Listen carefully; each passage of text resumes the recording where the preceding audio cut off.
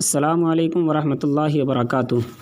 دوستو، آج کی اس ویڈیو میں آپ حضرات کی خدمت میں وہ رہنمائیاں پیش کروں گا جو دارالعلوم دیوبند نے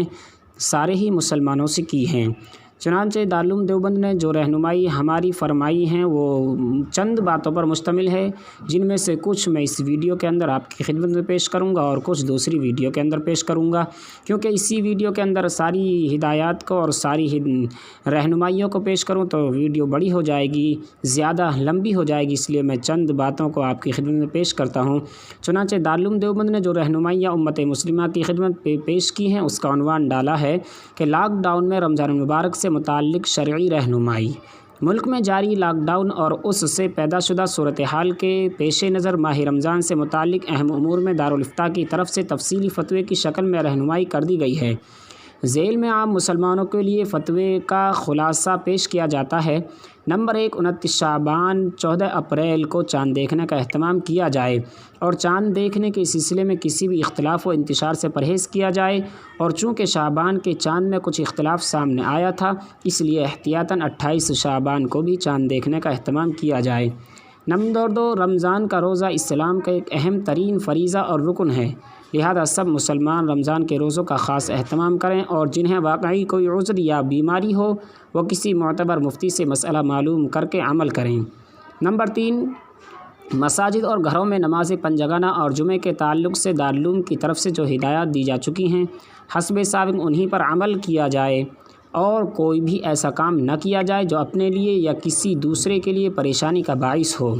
اور مسجد کی جماعت کے لیے امام اور مؤذن کے علاوہ جن حضرات کو متعین کیا گیا ہو یا کیا جائے ہر نماز میں وہی حضرات مسجد آئیں۔ مختلف نمازوں میں مختلف افراد کا نظام نہ بنایا جائے، اور اگر تعیین میں اختلاف ہو تو قرعہ اندازی کر لی جائے، اور باقی حضرات گھروں میں ہی نماز پڑھیں۔ قانون کو توڑ کر مسجد آنے کی کوشش نہ کریں،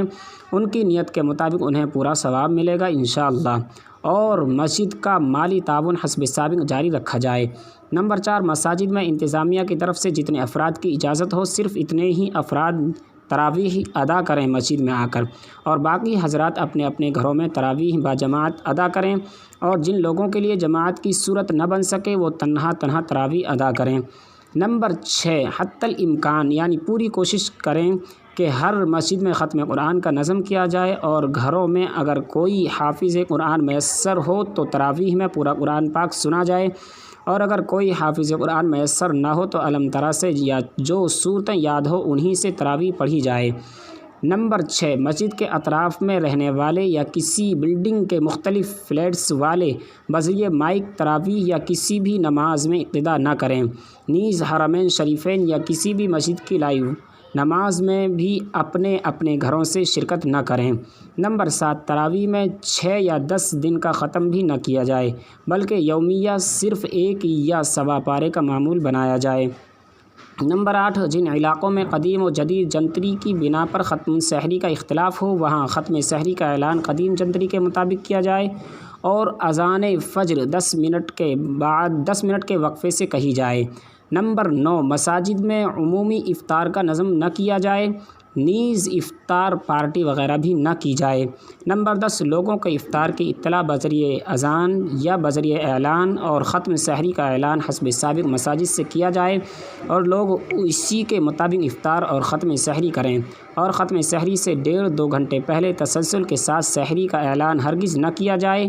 یہ برادران وطن اور بہت سے بیمار اور عبادت گزار مسلمانوں کے لیے پریشانی کا باعث ہے۔ انشاءاللہ باقی ہدایات جو دارالعلوم دیوبند نے امت مسلمہ کی خدمت میں پیش کی ہیں وہ میں انشاءاللہ دوسری ویڈیو کے اندر دوسرے پارٹ کے اندر آپ کی خدمت میں پیش کروں گا، اس لیے آپ بھی ان کو سنیں اور فائدہ اٹھائیں اور اس کے مطابق پورا عمل کریں، اور اس کو اپنے دوستوں تک بھی پہنچائیں تاکہ وہ بھی سن کر اس پر عمل کریں، تاکہ آگے چل کر امت مسلمہ کو کسی پریشانی کا سامنا نہ کرنا پڑے۔ السلام علیکم۔